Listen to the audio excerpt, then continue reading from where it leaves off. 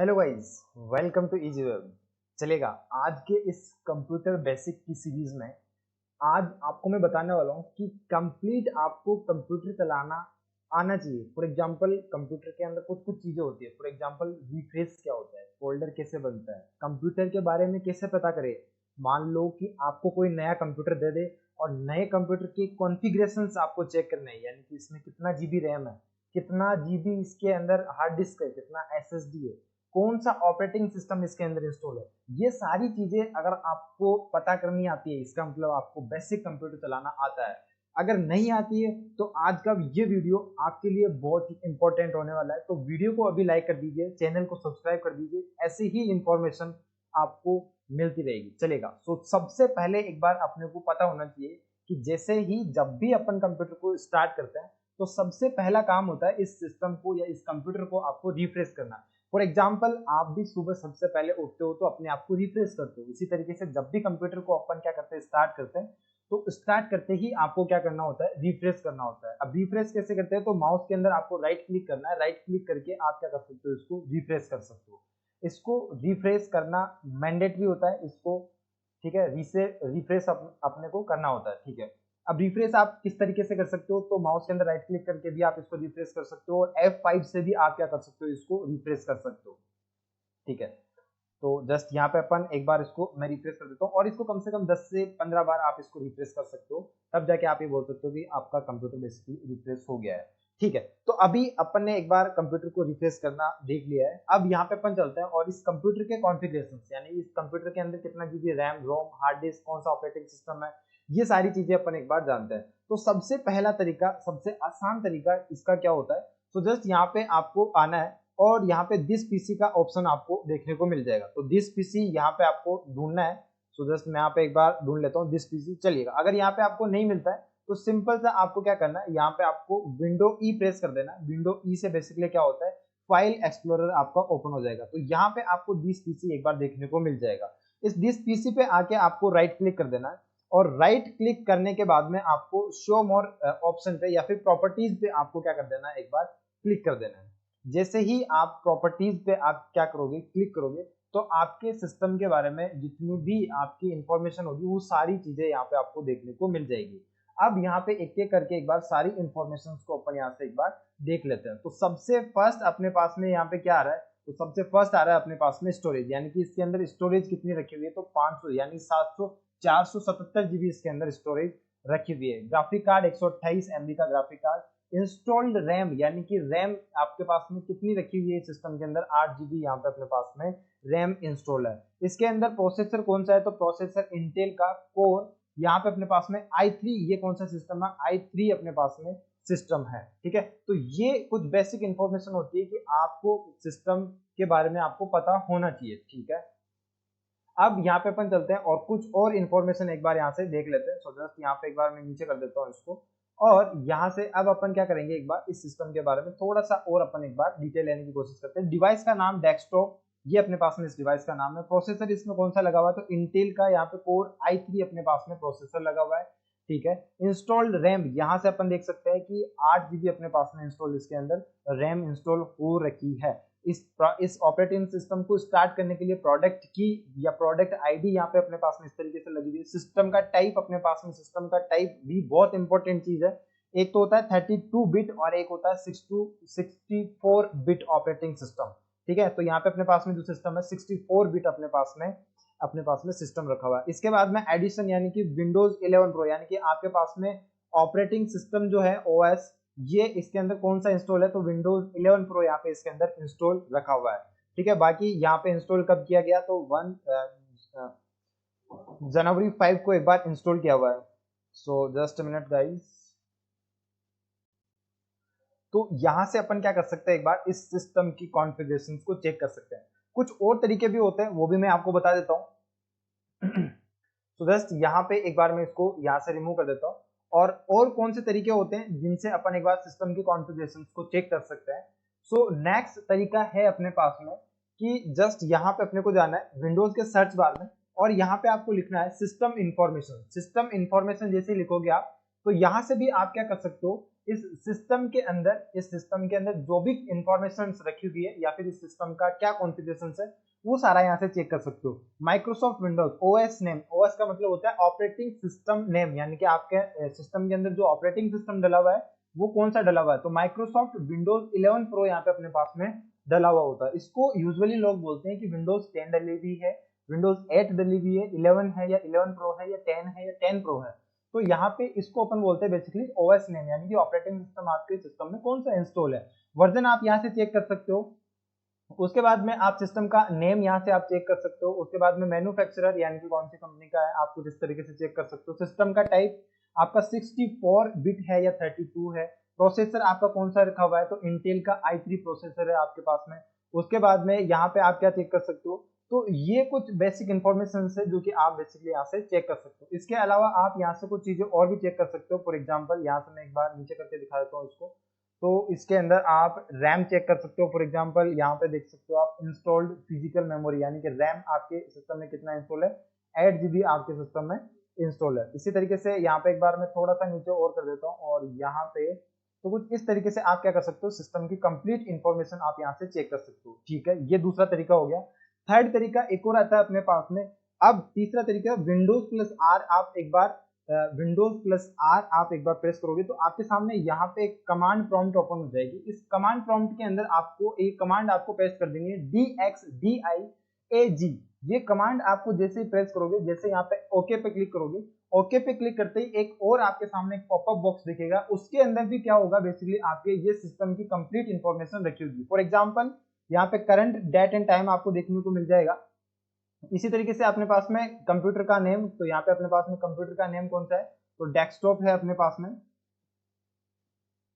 ठीक है, इसी तरीके से यहाँ पे विंडोज ऑपरेटिंग सिस्टम कौन सा डला हुआ है, तो विंडोज 11 प्रो और 64 बिट बेस्ड अपने पास में डला हुआ है। इसी तरीके से अपने पास में आसूस कंप्यूटर है इसी तरीके से। ठीक है, प्रोसेसर कौन सा है, तो इंटेल कोर i3। तो यहाँ से आप क्या कर सकते हो, मेमोरी अपने पास में कितनी है, तो 8 GB अपने पास में क्या है, 8 GB रैम इसके अंदर इंस्टॉल्ड है। ठीक है, तो यहाँ से आप क्या कर सकते हो, बेसिकली ये सारी कॉन्फ़िगरेशंस को एक बार चेक कर सकते हो। ठीक है, ये हो गया अपने पास में तीसरा तरीका। अब यहाँ पे मैं एक और तरीका बता देता हूँ आपको। तरीके बहुत सारे हैं, मैं आपको कुछ कॉमन बेसिक तरीके मैं आपको एक बार बता रहा हूँ। आप क्या कर सकते हो, CMD के थ्रू यानी कि कमांड प्रॉम्प्ट के थ्रू भी आप क्या कर सकते हो, एक बार सिस्टम के कॉन्फ़िगरेशंस को चेक कर सकते हो। यहाँ पे आपको लिखना है सिस्टम इन्फो करके आपको जस्ट एंटर कर देना और कुछ ही टाइम में आपके पास में एक बार लोडिंग होगा और लोडिंग होते ही आपके सिस्टम की इंफॉर्मेशन, आपकी इन्फो का मतलब होता है इंफॉर्मेशन, सिस्टम इंफॉर्मेशन। ठीक है, तो यहाँ पे सिस्टम की इंफॉर्मेशन आपको देखने को मिल जाएगी। ठीक है, होस्ट नेम यहाँ पे अपने पास में डेस्कटॉप का ये नाम है, माइक्रोसॉफ्ट 11 प्रो यहाँ पे अपने पास में इंस्टॉल है। ठीक है, इसी तरीके से अपने पास में यहाँ पे कुछ इस तरीके से आप क्या कर सकते हो, एक बार यहाँ से चेक कर सकते हो। अब यहाँ पे आप देख सकते हो जैसे कि विंडोज डायरेक्टरी। ठीक है, ये बेसिक सारी चीजें होती है जो कि आप क्या कर सकते हो, बेसिकली यहाँ से चेक कर सकते हो। तो ये सिस्टम का इंफॉर्मेशन या फिर बेसिक, अगर आपको ये चीजें पता करनी आती है तो इसका मतलब है कि आपको नॉर्मली आपको बेसिकली कंप्यूटर चलाना एक बार आता है। ठीक है, तो ये हो गया बेसिकली आपके पास में कि किसी भी सिस्टम के बारे में कुछ बेसिक डिटेल्स निकाल लेना, कि सिस्टम का पता करना कि बेसिकली ये सिस्टम कैसे आपका वर्क करता है। ठीक है, अब यहाँ पे अपन चलते हैं और कुछ और बेसिक और कॉमन चीजें होती है वो एक बार मैं आपको बता देता हूँ। तो जस्ट यहाँ पे अपन चलेंगे सबसे बाहर, एक बार मैं आ जाता हूँ डेस्कटॉप पे, मैं एक बार आ गया हूँ। अभी यहाँ पे डेस्कटॉप पे आने के बाद में अब आपको क्या आना चाहिए, तो फोल्डर क्रिएट करना आना चाहिए, फोल्डर को डिलीट करना आना चाहिए, फोल्डर को रीनेम करना आना चाहिए, फोल्डर को कॉपी कट पेस्ट, आपको ये सारी चीजें आपको क्या आनी चाहिए। तो सब कभी भी कहीं पे भी आपको फोल्डर क्रिएट करना है तो जस्ट माउस के अंदर राइट क्लिक करना है आपको और यहाँ पे एक ऑप्शन मिलेगा आपको न्यू का ऑप्शन। न्यू पे जाके आप यहाँ पे फोल्डर का ऑप्शन दिख जाएगा। जैसे ही आप फोल्डर पे क्लिक करेंगे तो यहाँ पे अपने पास में फोल्डर दिख जाएगा। इस फोल्डर का नाम अगर आपको चेंज करना है तो इस फोल्डर के नाम के ऊपर आपको क्लिक करना है, राइट क्लिक करना है और राइट क्लिक करते ही यहाँ पे अपने पास में रीनेम का ऑप्शन मिल जाएगा। तो यहाँ पे मैं एक बार फोल्डर का नाम चेंज कर देता हूँ। फॉर एग्जाम्पल मैं यहाँ पे एक बार टेस्टिंग फोल्डर का नाम कर देता हूँ। तो जस्ट यहाँ पे मैं टेस्टिंग फोल्डर कर देता हूँ। जैसे एंटर करेंगे तो यहाँ पे अपने पास में ये फोल्डर अपने पास में क्रिएट हो जाएगा। ठीक है, अब इस फोल्डर को अपने को डिलीट करना है तो डिलीट करने के लिए इस फोल्डर पे राइट क्लिक करेंगे, डिलीट को जैसे मैं यहाँ पे एक बार क्लिक करूंगा तो ये फोल्डर डिलीट हो जाएगा। अब इस ऐसे ही फोल्डर को अपन को क्रिएट करना है तो कंट्रोल शिफ्ट एन से भी आप क्या कर सकते हो, फोल्डर क्रिएट कर सकते हो।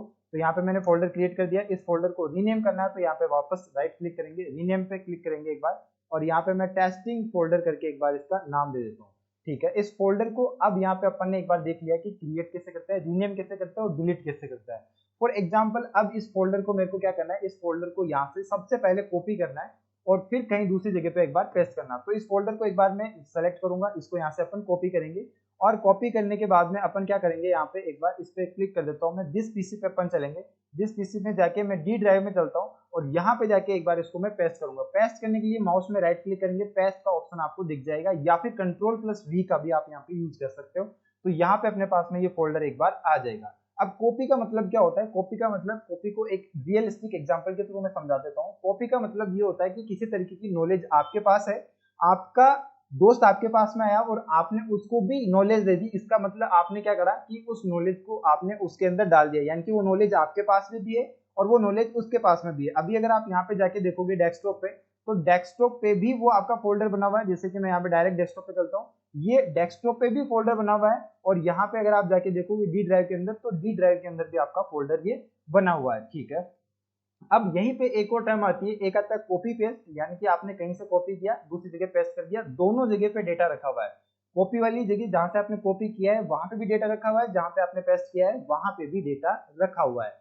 अब एक और चीज आती है अपने पास में, उसका नाम होता है अपने पास में कट पेस्ट। कट पेस्ट का मतलब होता है, यानी कि आपने एक फोल्डर क्रिएट किया। फॉर एग्जाम्पल यहाँ पे मैं एक फोल्डर क्रिएट कर देता हूँ एडमिन के नाम से, ठीक है। एडमिन के नाम से यहाँ पे मैं फोल्डर क्रिएट कर देता हूँ, इस फोल्डर को मैं यहाँ से नाम दे देता हूँ। अब यहाँ से मैं इसको कट करूंगा। कट करने का मतलब हुआ कि यहाँ से मैं इसको उठा लूंगा, यहाँ से मैं इस पे राइट क्लिक करूंगा, यहाँ से कट पे क्लिक करूंगा। जैसे ही मैं कट पे क्लिक करूंगा इसका कलर थोड़ा सा फॉल्ट हो जाएगा और यहाँ पे मैं चलता हूँ डेस्कटॉप पे। डेस्कटॉप पे जाने के लिए यहाँ पे मैं विंडो डी प्रेस करता हूँ, विंडो डी से आप डायरेक्ट डेस्कटॉप पे आ जाते हैं। यहाँ पे आके मैं कंट्रोल V करूंगा, तो यहाँ पे कंट्रोल V करते हैं यहाँ पे अपने पास में ये अपने पास में फोल्डर आ जाएगा। अब अगर मैं यहाँ पे जाके एक बार इसको मैं करता हूँ रिफ्रेश, तो यहाँ पे अपने पास में जो एडमिन वाला फोल्डर था वो यहाँ से गायब हो चुका है। यहाँ पे गायब होने का मतलब क्या हुआ, कट का मतलब ये हुआ कि यहाँ से ये फोल्डर कट हो गया, यानी कि यहाँ से डिलीट हो गया, अपने सिस्टम में कॉपी हो गया और जहां कहीं पे भी आपने ले जाके उसको रखा वहां पे ये क्या हो गया, एक बार पेस्ट हो गया। पेस्ट का मतलब यहाँ पे आपने रख दिया।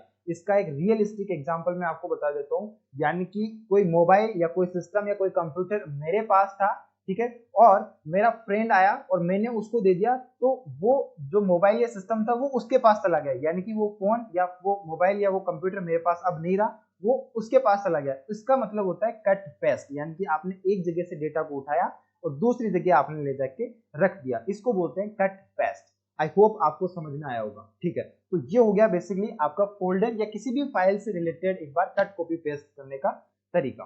ठीक है, अब यहाँ पे नेक्स्ट चलते हैं। अब मान लो कि आपको आपके सिस्टम को शट डाउन करना है, तो शट डाउन करने के लिए आपको क्या करना होगा, तो यहाँ पे आप अपने सिस्टम में आपको क्या प्रेस करना है, या तो आप विंडोज बटन को एक बार क्लिक करेंगे, यहाँ पे पावर के बटन पे आपको क्लिक करना है, यहाँ पे पावर बटन आपको दिख जाएगा, इस पे आपको क्लिक करना है और यहाँ से आप शट डाउन पे क्लिक करोगे तो यहाँ से आपका सिस्टम क्या होगा, शट डाउन हो जाएगा। ठीक है, ये तो एक तरीका हो गया, नॉर्मली लोग ऐसे ही करते हैं।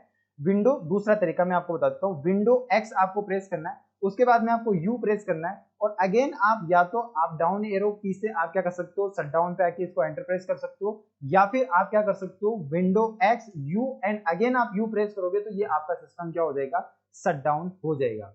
तो यहां तक का पार्ट आई होप आपको समझ में आया होगा। ये बेसिक चीजें हैं जो कि आपको आनी चाहिए, ये एक कंप्यूटर यूजर को पता होनी चाहिए कि कैसे कंप्यूटर की कॉन्फ़िगरेशंस को चेक करते हैं, कैसे कंप्यूटर को शट डाउन कर सकते हैं। हो सकता है कई बार आपके सामने एक तरीके से काम ना हो तो आपको दूसरा तीसरा तरीका आपको बेसिकली पता होना चाहिए। ठीक है, तो ये हो गया अपने पास में एक तरीका। अब यहाँ पे अपन चलते हैं और शो मोर ऑप्शन के अंदर अपन चलेंगे और यहाँ पे जाके एक बार पर्सनलाइज के ऑप्शन के अंदर चलेंगे। यहाँ से आप क्या कर सकते हैं, अपने सिस्टम की जो भी डिस्प्ले फिर आपको सकते हैं वॉलपेपर्स हैं वो बेसिकली आप क्या कर सकते हैं, चेंज कर सकते हैं। तो यहाँ पे कुछ सिस्टम के अंदर अपने को वॉलपेपर्स विंडोज आपको बाय डिफॉल्ट देता है, तो आप इनको भी क्या कर सकते हैं, यूज कर सकते हैं। अगर मान लो कि आपको कुछ इंटरनेट से डाउनलोड करना है, तो डाउनलोड करने के लिए आपको क्या करना है, तो जस्ट यहाँ पे अपन चलेंगे, एक बार किसी भी ब्राउजर पे अपन चल लेते हैं।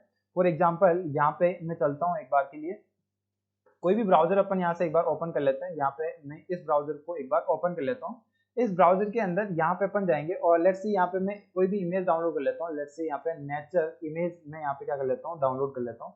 और यहाँ पे डाउनलोड कैसे करेंगे, तो इमेजेस पे चलेंगे और यहाँ पे जाके एक बार मैं क्या करता हूँ, इस इमेज को एक बार क्लिक करता हूँ। जैसे इस इमेज पे क्लिक करेंगे, यहाँ पे आके एक बार इसको राइट क्लिक करेंगे और राइट क्लिक करने के बाद में सेव इमेज एज, यानी कि इस इमेज को आपको क्या करना है, डाउनलोड करना है। इस पे आके आपको क्लिक कर देना है। जैसे आप क्लिक करेंगे तो यहाँ पे आके आपको क्या करना है, एक बार यहाँ पे आके आपको वो लोकेशन आपको सेलेक्ट करनी है जिस लोकेशन पे आपको इस इमेज को डाउनलोड करना है। फॉर एग्जांपल जिस पीसी में आगे सी ड्राइव में, डी ड्राइव में या ई ड्राइव में या कोई और भी ड्राइव अगर आपके पास में है तो उस ड्राइव में अगर आपको इसको क्या करना है, सेव करना है, तो यहाँ से आप क्या कर सकते हो, उसका लोकेशन आप यहाँ से सेलेक्ट कर सकते हो। यहाँ पे लेट्स सी, यहाँ पे मैं एक बार चलता हूँ, डेस्कटॉप पे मैं इसको क्या करना चाहता हूँ, एक बार सेव करना चाहता हूँ। ठीक है, तो यहाँ पे मैं चलता हूँ एक बार और नेचर करके मैं यहाँ पे क्या कर देता हूँ, एक बार एंटर प्रेस कर देता हूँ। तो ये इमेज क्या हो जाएगी, बेसिकली एक बार यहाँ पे डेस्कटॉप पे सेव हो जाएगी। यहाँ पे चल के एक बार इसको मैं रिफ्रेश कर लेता हूँ और रिफ्रेश करके मैं अगर यहाँ पे जाके देखूंगा तो यहाँ पे अपने पास में नेचर करके इमेज अपने पास में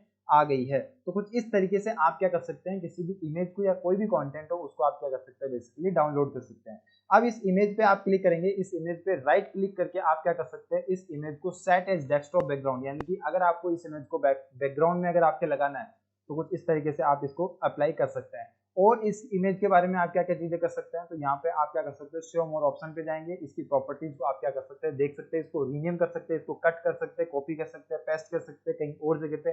ठीक है, तो ये सारी चीजें हैं जो आप किसी भी फाइल से रिलेटेड आप क्या कर सकते हो, एक बार चेक कर सकते हो। तो आई होप आज का ये वीडियो आपको बहुत ही इंफॉर्मेटिव लगा होगा। जो भी बिगिनर्स हैं उनके लिए ये चीजें जानना बहुत ही ज्यादा जरूरी होती है, क्योंकि वो बेसिकली इस फील्ड में आते ही हैं और उनको नहीं पता होता है कि बेसिकली अपने सिस्टम की कॉन्फ़िगरेशन क्या होती है, कोई भी कंटेंट को डाउनलोड कैसे करना होता है, उसको अप्लाई कैसे करना होता है, इसके बारे में इंफॉर्मेशन कैसे लेना होता है, जैसे कि ये कहाँ पे सेव हुई है, सी यूजर के अंदर, इस फोल्डर के अंदर, और डेस्कटॉप के अंदर यहाँ पे ये क्या हो रखी है, इमेज बेसिकली सेव हो रखी है।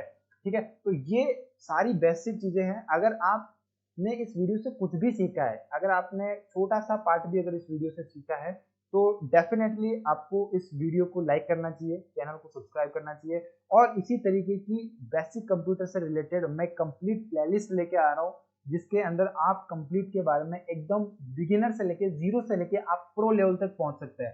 तो आपको सिंपल प्लेलिस्ट को जाके चेक करना है, उनकी सारी वीडियोस को, बहुत ही छोटे छोटे वीडियोस बना रहा हूँ, बहुत सारे वीडियोस को आपको एक बार कंप्लीटली चेकआउट करना है। चलिए गाइस, मिलते हैं नेक्स्ट वीडियो के अंदर। Till then bye bye.